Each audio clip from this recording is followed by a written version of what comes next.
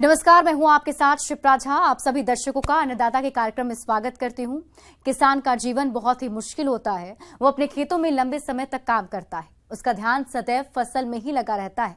वे अपनी कड़ी मेहनत की ताकत पर अपना जीवन व्यतीत करते हैं और ऐसे ही किसानों की प्रगति के लिए हम खेती बाड़ी से जुड़ी हुई बहुत सी नई लाभकारी जानकारियां हर रोज सुबह लेकर आते हैं। तो चलिए कार्यक्रम शुरू करने से पहले देखते हैं क्या है आज के अन्नदाता में। अमरूद के बागों में लगने वाले प्रमुख रोग और रोकथाम के उपाय।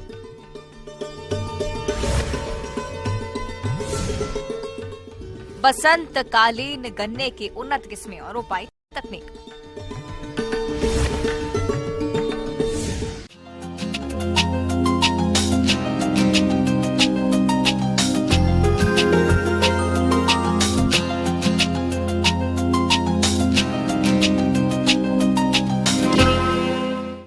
अमरूद के बाग आमतौर पर सभी जगहों पर देखे जाते हैं, लेकिन इन बागों की सही देखरेख के अभाव में अनेक रोग पनपने लगते हैं।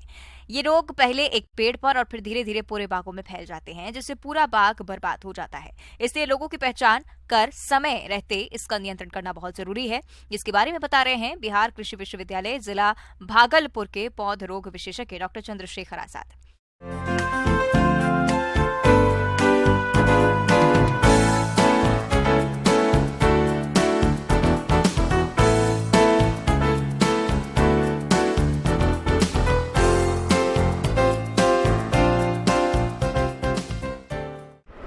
तो अमरूद में सबसे पहले जो घातक बीमारी के रूप में आता है किसान भाइयों जिससे चिंतित रहते हैं वो है उकटा रोग। तो उकटा रोग को हम लोग मलानी रोग भी कहते हैं, सूखा रोग भी कहते हैं। यह रोग एक फफूंद जनित रोग है जो फ्यूजेरियम नामक फफूंद से होता है और ये बहुत ही विनाशकारी रूप कायम कर लेता है।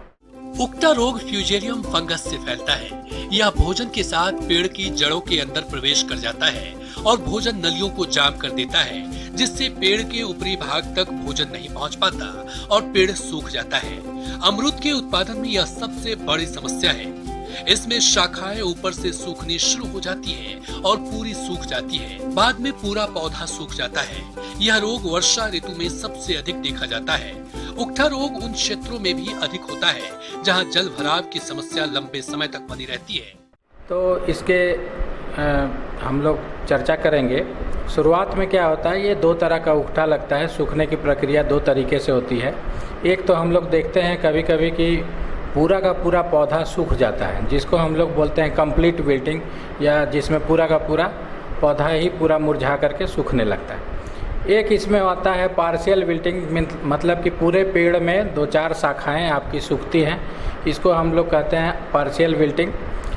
जैसे ही विल्टिंग सूखा रोग आता है पौधे में, इसमें क्या होती है, ऊपर की ओर की पत्तियां धीरे धीरे झड़ करके गिरनी शुरू हो जाती है और पौधा कमज़ोर प्रतीत होता है।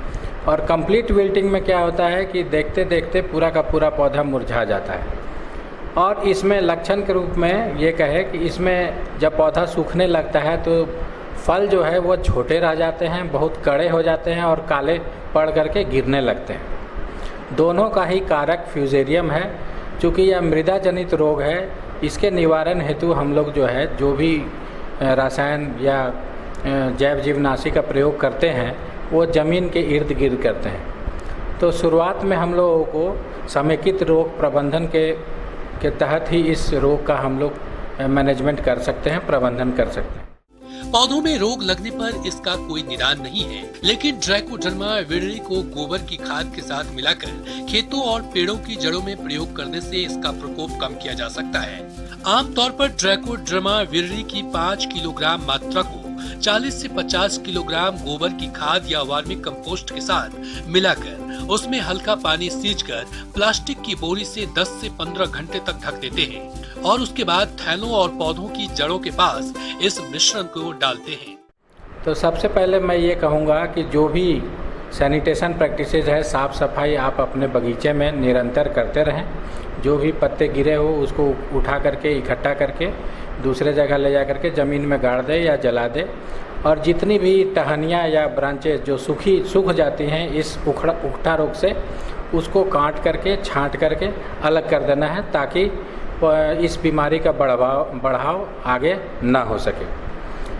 दूसरा ये करना है कि कार्बेंडाजिम नामक एक फफूंदी आती है मार्केट में, उसका 2 ग्राम प्रति लीटर पानी में घोल करके मिट्टी को भिगोना है जड़ के आसपास। पहले तो ये करें कि जड़ के आसपास की मिट्टी को 2-3 दिन तक जो है पलटाई करके छोड़ देना है। उसके बाद उसमें आप चाहें तो नीम की खली भी डाल सकते हैं और कार्बेंडाजिम जो हमने बताया 2 ग्राम प्रति लीटर से उस मिट्टी को भिगो देना है। तो ऐसा देखा जाता है कि विल्ट का उकठा रोग का प्रभाव बहुत ही हद तक कम हो जाता है। इस रोग से बचाव के लिए अमरूद की उकठा रोग रोधी किस्मों का चयन करें। यह रोग मिट्टी जनित है, इसलिए पौधा रोपाई के पूर्व मिट्टी को फॉर्मेलिन दवा से निर्जीवीकृत करना चाहिए। अमरूद के बागों में अधिक समय तक पानी का जमाव नहीं होने दें। बरसात के मौसम में पौधों के तनों के पास मिट्टी अवश्य चढ़ा दें। साथ ही मिट्टी जांच के आधार पर संतुलित मात्रा में उर्वरकों का प्रयोग करें।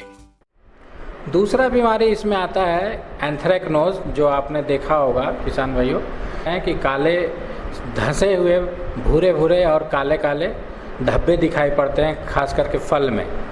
तो शुरुआती स्टेज में ये एंथ्रेक्नोज डायबैक के रूप में प्रतीत होता है हमारे वृक्षों पर। ऊपरी और टिप से वह धीरे धीरे मुरझा करके सूखने लगती है। जो भी इसमें फल आते हैं या तो छोटे आते हैं, और अगर बड़े होने के समय पर अगर आते हैं तो उसमें काले धसे हुए धब्बे दिखाई पड़ते हैं, जिसे मार्केट वैल्यू किसान भाई को नहीं मिलता है, दाम बहुत ही कम प्राप्त होता है उसमें। तो इसके निवारण हेतु हम लोग शुरुआत से ही पुष्पन के पहले से ही एक छिड़काव, एक रसायन है जो मैनकोजेब डायथेन M45 के नाम से मार्केट में उपलब्ध है, उस रसायन का 2 ग्राम प्रति लीटर घोल बना करके पुष्पन के पहले एक छिड़काव कर दे और फिर 15 दिन के अंतराल पर दूसरी छिड़काव करने से इस रोग से हम लोग 100% निजात पा सकते हैं। तो इस तरह से हम लोग ये चारों बीमारी का मैनेजमेंट प्रबंधन करके हम अपनी आमदनी को बढ़ा सकते हैं। धन्यवाद। किसान भाइयों, अब लेते हैं एक छोटा सा ब्रेक।